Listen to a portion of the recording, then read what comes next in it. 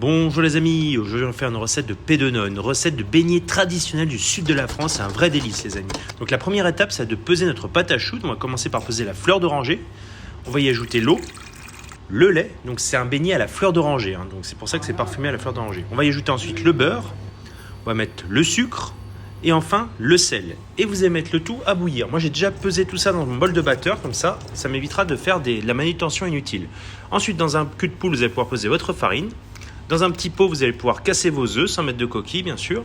Et ensuite, quand ça bout, donc c'est important que ça bout, vous versez d'un coup votre farine et vous mélangez ce qu'on appelle le desséchage. Donc on dessèche la pâte à choux, ce qu'on appelle la panade. Donc la pâte à choux sans les œufs, c'est la panade, les amis. Et ensuite, on met notre feuille et vous allez mettre à tourner pour encore la faire dessécher. Une fois qu'elle a bien desséché, qu'elle ne fume plus, vous ajoutez vos œufs. Donc vous ajoutez en 2 ou 3 fois. Et vous laissez mélanger. N'hésitez pas à racler de temps en temps à l'aide d'une corde ou d'une maryse, c'est important pour avoir une pâte à choux homogène. Et une fois que c'est bien tourné, votre pâte à choux doit être bien brillante, comme sur la vidéo. Elle doit également faire le bec d'oiseau et enfin le sillon. C'est les 3 signes d'une pâte à choux réussie les amis. Bec d'oiseau, sillon et brillance. Ensuite, on va mettre le tout dans une poche à pâtisserie, munie d'une douille unie. Et ensuite, dans une casserole, vous allez pouvoir faire chauffer votre huile. Et une fois qu'elle est chaude, vous posez une grille par-dessus et on va faire nos pédonone. Donc simplement avec la poche, vous tirez.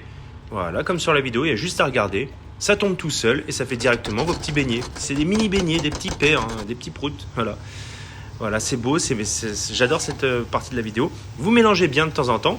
Voilà, et une fois que c'est une jolie coloration, vous allez voir, vous les goûtez sur un papier absorbant, c'est pour retirer l'excédent de matière grasse, pour pas que ce soit trop gras non plus. Vous laissez refroidir, et une fois que c'est tiède, froid, vous mettez généreusement du sucre glace. Et là, les amis, c'est un véritable délice, il n'y a plus qu'à goûter et à vous régaler. C'est pour les enfants, c'est pour les grands, c'est pour tout le monde. Mais surtout, les amis, abonnez-vous!